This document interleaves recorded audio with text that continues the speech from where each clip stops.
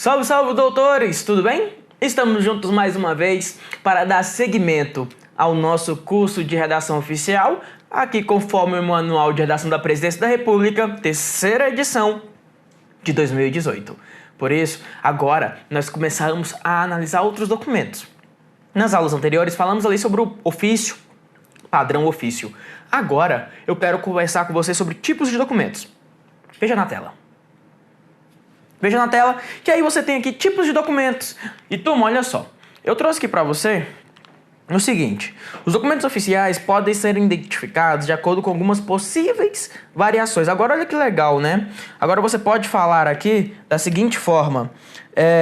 Você tem nome do expediente mais circular. Mas qual o nome do expediente? Ofício. Vou colocar lá ofício, né? Ofício circular. Ofício circular, que o documento já disse, né? O próprio nome, circular. Quando é que ele acontece? Olha, quando um órgão envia um mesmo expediente para mais de um órgão receptor, né? Então a sigla lá na epígrafe, que é lá no título, será apenas do órgão que manda, do remetente.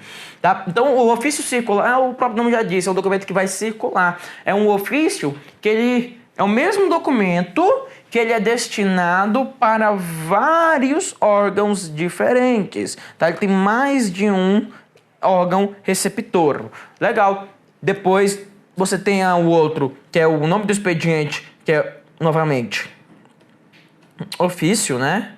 Ofício mais conjunto. E quando é que acontece? Olha só. Quando mais de um órgão envia. Então agora é o contrário. Agora o circular, turma, olha só que bacana. O circular é quando um órgão envia para mais de um. O conjunto agora são vários órgãos enviando. Veja na tela. Então, olha só. É quando mais de um órgão envia conjuntamente o mesmo expediente para um único órgão receptor. Turma, essas informações são importantes, tá? Então, as siglas dos órgãos remetentes constarão na epígrafe, tá? A sigla dos órgãos que mandam. Só vai lá a sigla daquele que manda. Legal. E aí, olha só, na letra C você vai ter agora a fusão, né? Porque o nome do expediente, que é o próprio ofício, que ele vai se fundir com conjunto e circular. Ofício, conjunto, circular. Que você já deve ter percebido como é que vai funcionar. Quando mais de um órgão envia, conjuntamente o mesmo expediente para mais de um órgão receptor, ou seja, conjunto circular, mais de um órgão enviando, mais de um órgão recebendo. E aí as siglas dos órgãos remetentes constarão na epígrafe. Siglas do órgão remetente, daquele que envia. Turma, IPC aqui, ó. IPC importante pra caramba, importante para o concursando aí. Então, anota essas informações. Eu acredito muito nisso daí, que isso será cobrado nas nossas próximas provas. Então, preste atenção nestas informações. Vamos lá, que aí eu trouxe para você exemplos que estão lá no próprio manual. Ofício circular, número tal, ano e a sigla do órgão. Ofício conjunto, ó, quando é que é mais de um órgão enviando. Então, ó, o número, ano, aí gosta de sigla de dois órgãos. É ofício conjunto circular, mais de um órgão enviando, mais de um órgão recebendo, né? Número, ano, aí siglas, né? Mais de um órgão enviando. Então tá aí seus exemplos. E agora veja mais uma informação importante, que nos expedientes circulares pode haver mais de um receptor. O órgão remetente deverá inserir no rodapé as siglas ou os nomes, tá? Poderá inserir no rodapé as siglas ou os nomes dos órgãos que receberão o expediente. Então, no caso do circular, eu posso, tá? O órgão remetente poderá inserir a sigla do nome dos órgãos que irão receber dos órgãos receptores, tá? No rodapé. Poderá, tá? Poderá. Bom, então nós vimos aqui esses 3 tipos de ofício que nós precisamos ficar bastante atento. E agora, temos agora a exposição de motivos. Muita informação importante a ser anotada aqui em relação à exposição de motivos, por isso vamos com calma. Primeira coisa, turma, a exposição de motivos. O que ela é? Anote isso no caderno. É um documento, olha, documento encaminhado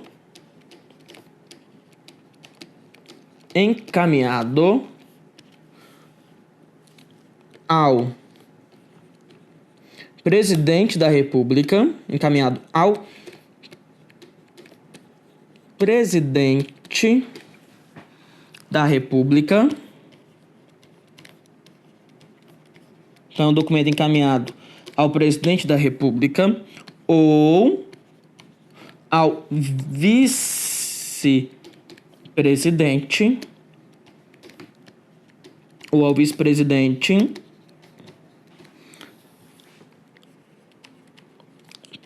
por um ministro de Estado. Por um ministro de Estado.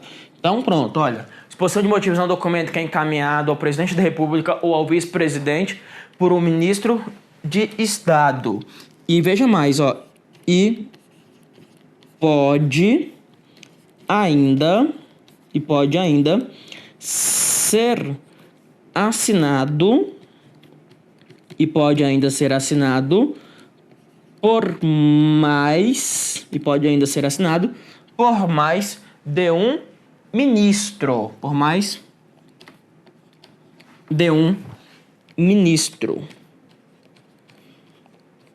Isso mesmo. Então, pode ainda ser assinado por mais de um ministro. Neste caso, será conhecido como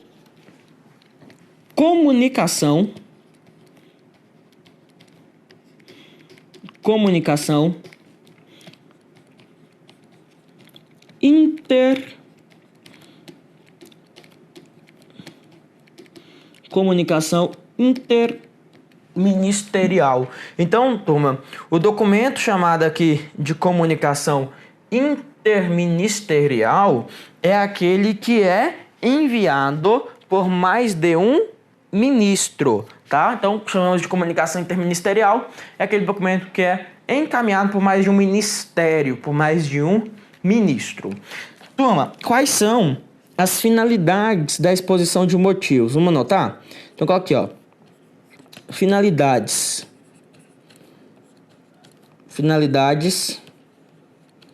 da nossa exposição de motivos. Nós temos aqui, ó, finalidade de informar o destinatário, que é o presidente ou é o vice-presidente, informar o destinatário, tá? Sobre determinado assunto,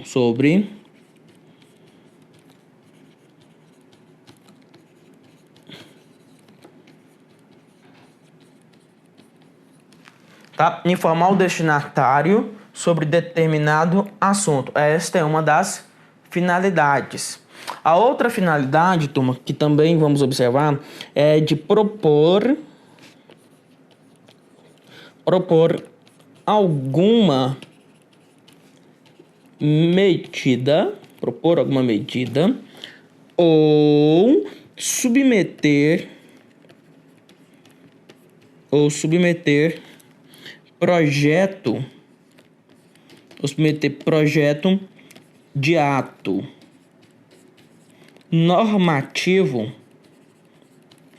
projeto de ato normativo, à consideração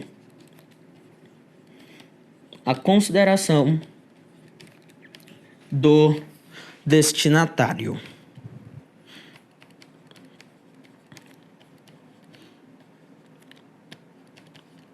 Então pronto, turma.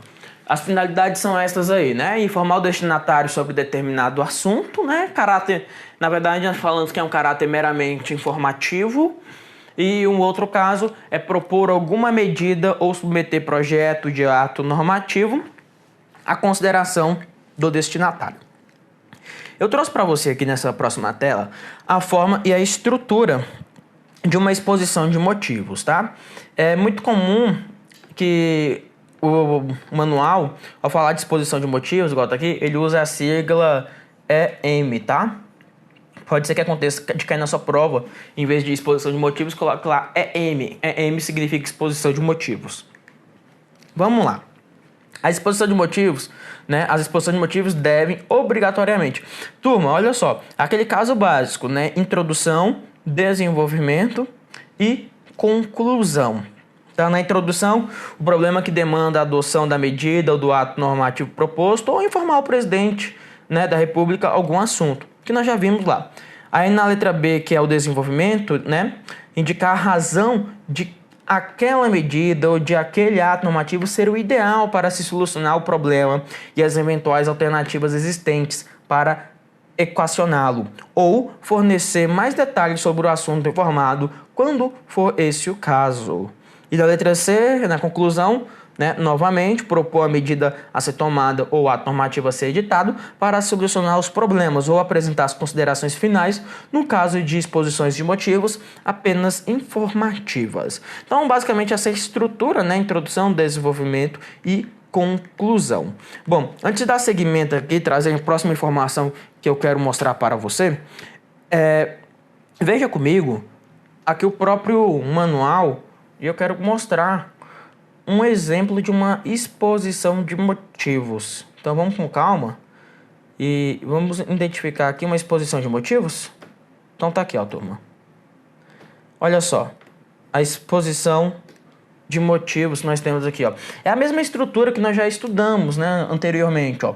Aqueles 5 centímetros de espaçamento para o seu cabeçalho, né, aqueles 2 centímetros para mostrar lá o seu brasão. Aí depois veio, ó, tipo de documento, número, ano e sigla, né. Depois disso, você teve aqui, ó, local e data em que foi assinado, depois o vocativo, excelentíssimo seu presidente da República, os espaçamentos são os mesmos, ó, de 1,5 na sua borda direita, 3 na sua borda esquerda, tá? Então você tem exatamente a mesma estrutura. Então aqui, ó, aqui você pode observar que esse exemplo enviado ao presidente da República, ele está submetendo a consideração do presidente a uma proposta de medida provisória, por exemplo, tá? Então um projeto normativo. Então você tem aí, ó, todo um exemplo de uma exposição de motivos. No final, mesmo caso, ó, respeitosamente, né? E aqui é sempre respeitosamente na exposição de motivos, porque eu estou enviando para a autoridade máxima, que é o presidente da República, né?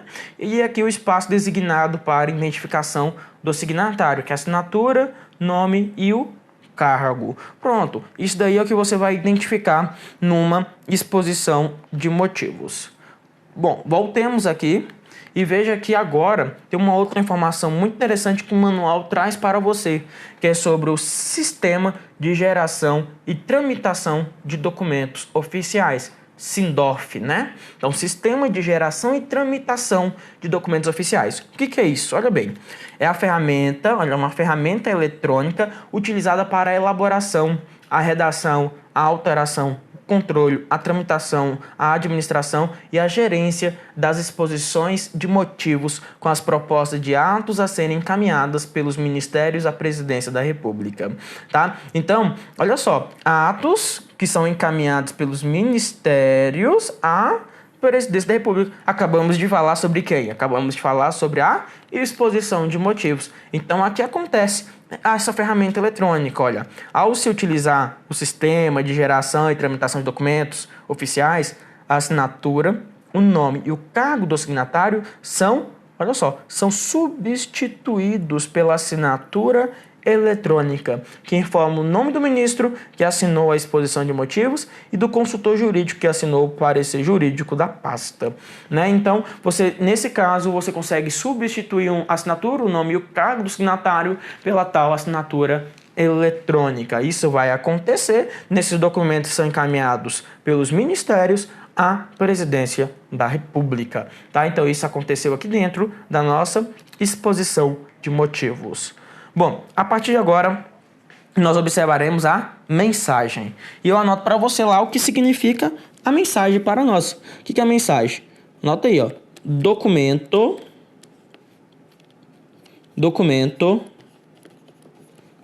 utilizado pelo chefe, documento utilizado pelo chefe do poder, documento utilizado pelo chefe do poder executivo para se comunicar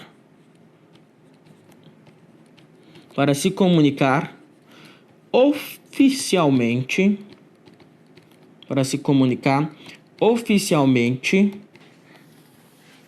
com representantes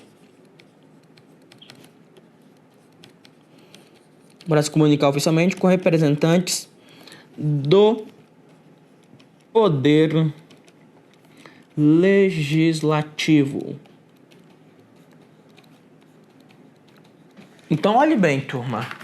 A mensagem é um documento que é utilizado pelo presidente da República, que é o chefe do poder executivo, para comunicar-se oficialmente com parlamentares, representantes do poder legislativo, senadores e deputados, por exemplo.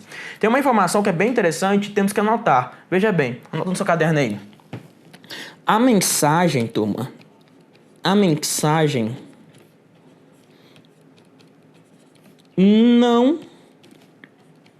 não traz a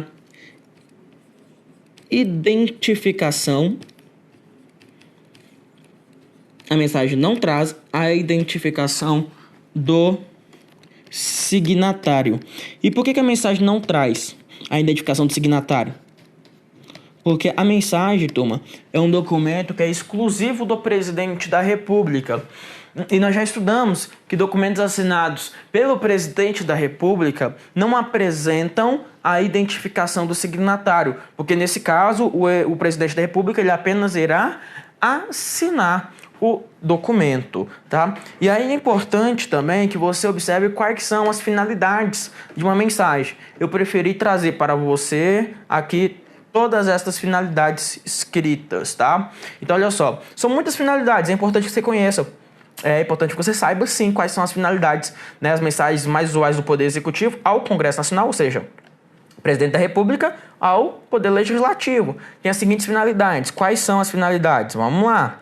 Ó, letra A. Encaminhamento de proposta de emenda constitucional, de projeto de lei ordinária, de projeto de lei complementar e aos que compreendem plano plurianual, diretrizes orçamentárias, orçamentos anuais e créditos adicionais. Ou seja, caso o presidente da República queira encaminhar algum projeto de lei, ele deverá fazer esse encaminhamento por meio de uma mensagem. Veja mais na tela. Caso ele queira, olha lá, encaminhar uma medida provisória. Isso é muito cobrado em prova, né? Para encaminhamento de medida provisória, o presidente da República deve utilizar a mensagem. Olha a letra C, para indicação de autoridades. D, pedido de autorização para o presidente ou vice-presidente da República se ausentarem do país por mais de 15 dias. Então, o presidente da República ou o vice-presidente irá se ausentar do país por mais de 15 dias? Utiliza a mensagem, né, para enviar ao Poder Legislativo. Olha a letra E,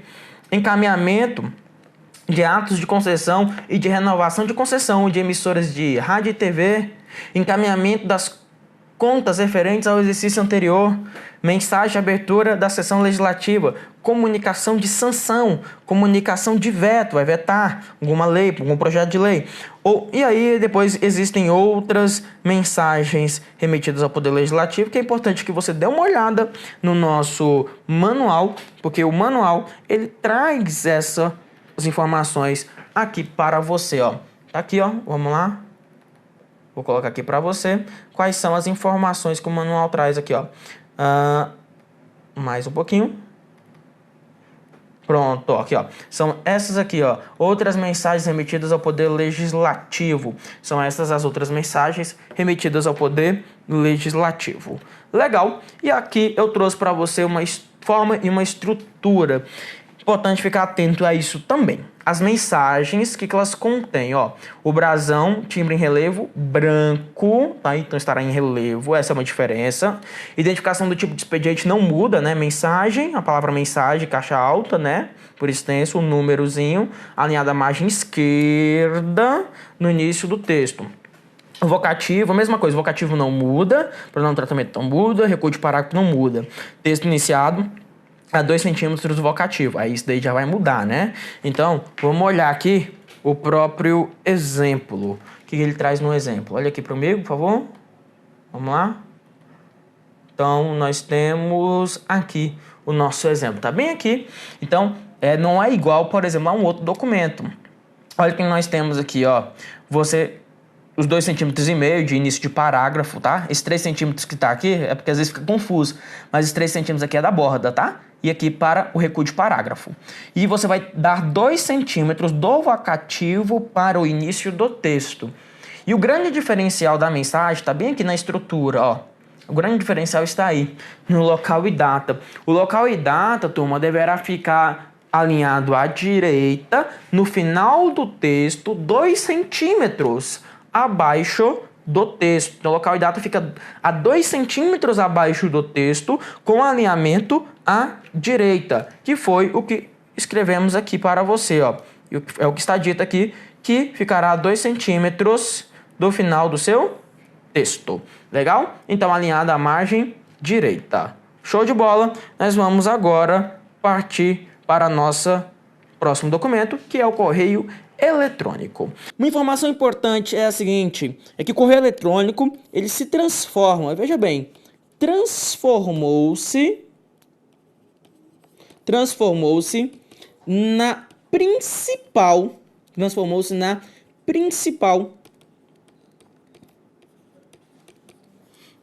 ferramenta de comunicação.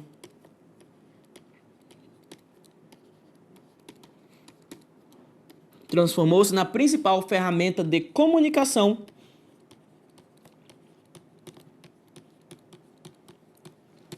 para o envio e o recebimento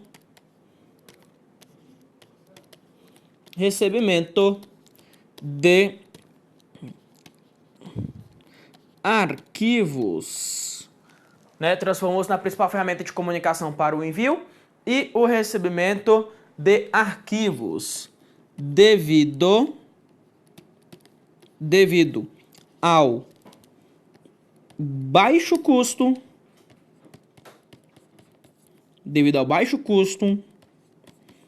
e a agilidade. Então, turma, como o e-mail é um documento barato e é um documento rápido, ele se transforma na principal ferramenta de comunicação. Uma outra informação importante é o seguinte, que a sua principal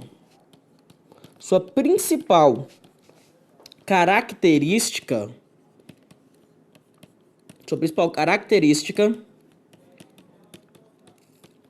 é a flexibilidade.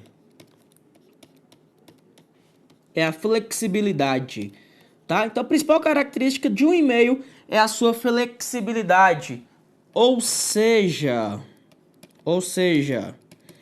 não apresenta uma estrutura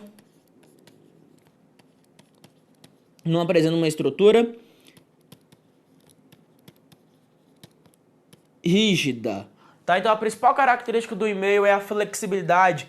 Ele não apresentará uma estrutura rígida. Que é a estrutura rígida que nós estamos acostumados aí como tipo de documento, local e data, né? Então ele não tem uma estrutura rígida. Agora é importante anotar o seguinte, que apesar disso, tá?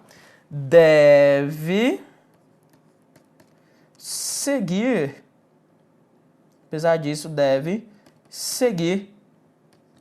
as orientações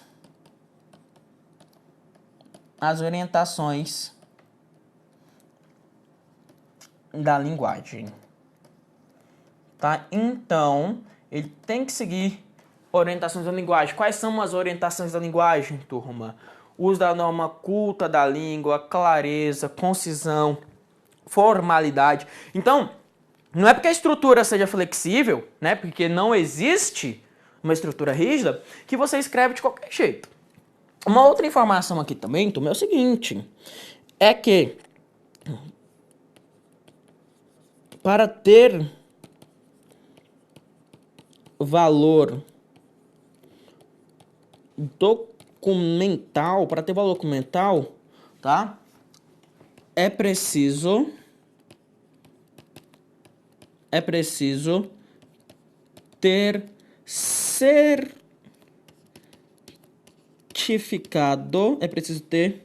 certificado digital que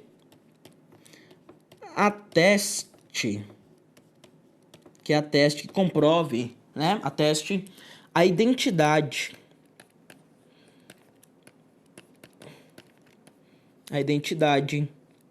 do remetente. Então, o e-mail só terá valor documental se ele tiver assinatura digital ou certificado digital, que irá comprovar a identidade do remetente. Ainda em relação ao e-mail, eu trouxe algumas informações aqui anotadas em seu caderno, que eu quero ler com você. Olha só, vamos juntos. Forma e estrutura. Ó. Um dos atrativos da comunicação por meio de correio eletrônico é a sua flexibilidade, que é o que eu acabei de falar. Assim, não interessa definir padronização da mensagem comunicada. Verdade. No entanto, deve-se observar algumas orientações quanto à sua estrutura. Vamos ver quais são as orientações. Bom, você tem aqui no campo assunto, tá? Naquele campo assunto. O assunto deve ser o mais claro e específico possível, relacionado ao conteúdo global da mensagem. Tá? Tem que ser claro e específico. Assim, quem irá receber a mensagem identificará rapidamente do que se trata. Quem envia poderá posteriormente localizar a mensagem na caixa de correio eletrônico. Bom, deve-se assegurar que o assunto reflita claramente o conteúdo completo da mensagem para que não pareça ao receptor que trata a mensagem não solicitada ou lixo eletrônico, né? Em vez de reunião, um assunto mais preciso seria agendamento de reunião sobre a reforma da Previdência. E aí, Tom, é aquele mesmo caso que eu já comentei com você, que você vai evitar verbos aqui dentro, né? Nada de estrutura verbal. O assunto ele tem ali 4 ou 5 palavras no máximo, tá? É bem objetivo. Depois, local e data. Ele diz para você aqui, ó, que são desnecessários no corpo da mensagem, uma vez que o próprio sistema apresenta essa informação. Então, informação desnecessária. Saudação inicial, vocativo. Olha só, os textos de correio eletrônicos devem ser iniciados por meio de uma saudação. Quando endereçados para outras instituições, para receptores desconhecidos ou para particulares, deve-se utilizar o vocativo conforme os demais documentos oficiais, ou seja, senhor ou senhora, seguido do cargo respectivo. Ou ainda aquele caso, né? Prezado senhor, prezado senhora, que agora o manual prevê, e eu falei isso para você já anteriormente. Em relação ao fechamento de um e-mail, turma. Bom, atenciosamente, olha só, atenciosamente é o fecho padrão em comunicações oficiais. Esse é o padrão, é atenciosamente, tá?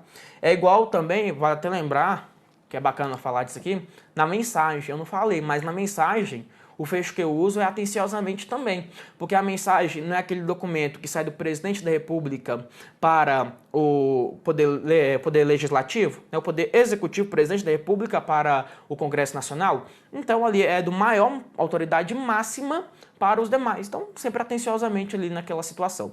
De olho na tela. Então no e-mail, atenciosamente é o fecho padrão em comunicações oficiais.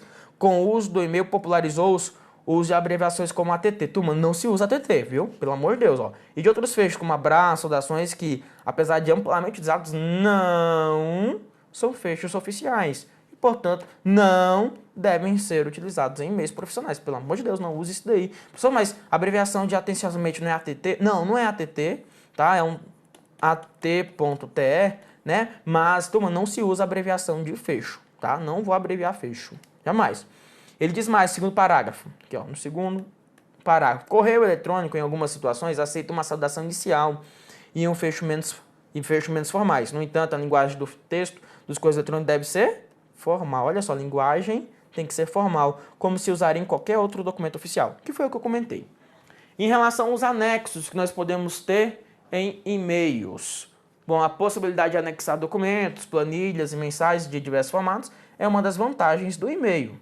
A mensagem que encaminha alguns arquivos deve trazer informações mínimas sobre o conteúdo do anexo. Ou seja, dentro da mensagem que você encaminha, né, esse anexo tem informações mínimas, tá? Não vamos trazer muita coisa. Olha só o que ele fala mais. Antes de enviar o anexo, é preciso avaliar se ele é realmente indispensável. Isso seria possível colocar no corpo do correio eletrônico. Ou seja, se você pode dar a informação no corpo do correio eletrônico, e se essa informação é pequena e cabe lá e pode ser colocada lá, evite o uso do anexo, né? Então, eu só uso o anexo mesmo se ele for indispensável. Deve-se evitar o tamanho excessivo e o reencaminhamento de anexos nas mensagens de resposta, tá? Tem que evitar para não pesar. E depois os arquivos anexados devem estar em formatos usuais e que apresentem poucos riscos de segurança. Quando se tratar de documento ainda em discussão, os arquivos devem necessariamente ser enviados em formato que possa ser editado, tá? Que ele possa ser editado, você não vai mandar em PDF, por exemplo. Vai mandar em Word, que ele possa ser ali editado. Façamos algumas questões a partir desse momento para que chegamos ao fim da nossa aula, ao fim desse nosso curso, que é referente aí ao Manual de Redação da Presidência da República de 2018, né? Vamos lá. 54. A exposição de motivos, turma, é uma comunicação oficial dirigida ao presidente da República, ao vice-presidente, por um ministro de Estado e pode ser interministerial, ou seja, assinada por mais de um ministro. Essa questão está correta, tá? É uma questão perfeita, porque nós falamos da comunicação interministerial. Portanto, número 54, questão certa. Vamos à questão 55. Diz que a mensagem, assim como o aviso, o ofício, né, e os demais atos assinados pelo presidente da República, deve conter identificação do seu signatário. Bom, tá errado, né? Nós nem temos mais o aviso, agora é tudo ofício. E outra coisa, a mensagem não traz, né? Não traz a identificação do signatário, não deve conter. Então, item 55, item errado. 56. Para se comunicar oficialmente com os representantes do Poder Legislativo, o expediente mais adequado a ser usado pelo chefe do Poder Executivo é a mensagem? Correto. A mensagem é aquele documento utilizado pelo chefe do Poder Executivo para se comunicar com representantes do Poder Legislativo. 57. Por ser suscetível a falsificações, o correio eletrônico, e-mail, não tem valor documental nos órgãos do Poder Executivo. Já está errado. Sendo usado apenas nas comunicações de caráter particular entre servidores. Item completamente errado, porque o correio eletrônico ele tem sim valor documental, mas é claro que para ter valor documental ele tem que ter o quê, por favor? Ele tem que ter certificado digital. Vamos agora à questão 58. Diz assim: como em qualquer outro expediente oficial, o texto de uma mensagem por correio eletrônico deve seguir a estruturação padrão de um texto oficial. Turma, qual é a principal característica do e-mail? O e-mail não tem estrutura rígida. A principal característica dele é a sua flexibilidade. Aí ele fala mais, ó, que deve conter cabeçalho, invocação do destinatário, introdução, desenvolvimento, conclusão, fecho, identificação do signatário. O item 58 é um item que está errado. 59 diz assim: sobre a forma e a estrutura da mensagem, é incorreto afirmar que esse tipo de documento apresenta. Ele quer a alternativa errada, incorreta. Bom, vamos ver. Letra A. Indicação do tipo do expediente e seu número horizontalmente no início da margem esquerda. Está certo, tem que estar lá. Indicação do tipo, o número horizontalmente no início da margem esquerda. Perfeito. B. Identificação do signatário, como os demais atos assinados pelo presidente da República. Turma, a mensagem não traz identificação do signatário, ele queria que estivesse incorreta, é a letra B, a resposta. Para confirmar, letra C, vocativo de acordo com o pronome tratamento e o cargo do destinatário, horizontalmente no início da margem esquerda. E D, local e data, verticalmente a 2 centímetros do final do texto e horizontalmente, fazendo coincidir seu final com a margem direita. Falamos disso, mostrei até no exemplo para você. E para fechar, façamos a questão número 60, que diz assim: a exposição de motivos é expediente dirigido ao presidente da República ou vice-presidente. Para quê? Exceto. Então, para que serve a exposição de motivos? Você já sabe. Vamos ver qual que está errada, né? B. Informá-lo de determinado assunto. Perfeito. Ou letra A, né? Informar determinado assunto? Perfeito. B. Propor alguma medida? Também. Letra C. Expor proposta de plano de governo? Não. Não serve para isso, não. Tá errado. Sobrou a letra D só para confirmar. Submeter a sua consideração projeto de ato normativo. Então, a resposta correta está na letra C, porque na verdade ele queria que estivesse errada, né? Que estivesse incorreta. Então, incorreta aí é a letra C. Tudo bem? Então, turma, nós chegamos aqui ao fim do nosso curso. Chegamos ao fim desse nosso curso de redação oficial, conforme o Manual de Redação da Presidência da República de 2018. Terceira edição. Turma, ficamos presos aqui apenas a essa terceira edição, tá? E olhe mais. Eu não trabalho o manual inteiro, eu trabalho apenas capítulo 1 e capítulo 2. Às vezes no seu edital tá lá capítulo 1, 2 e 3, mas o capítulo 3 já é gramática. Então, em relação ao capítulo 3, eu recomendo a você que assista o meu curso aqui do Gran Cursos Online, meu curso de língua portuguesa, meu curso de gramática, que vai te ajudar bastante ali em relação aos próximos capítulos do seu manual. Caso você tenha alguma dúvida, você vai mandar a sua dúvida aqui para mim, tá? Aqui no Gran Curso Online, aqui no fórum de dúvidas, eu sempre busco responder com agilidade as suas dúvidas. Além disso, você pode me encontrar nas redes sociais, no Instagram, professor Lucas Gonçalves ou @oficial Lucas Gonçalves. Lá também falamos sobre dicas de língua portuguesa ou até mesmo sobre a redação oficial. Tudo bem? Eu agradeço o seu carinho, agradeço a sua participação, agradeço a sua audiência. Espero em breve encontrá-los em outros cursos, seja em cursos em exercício e, acima de tudo, espero que você seja aprovado no seu concurso. Um forte abraço e até um próximo dia.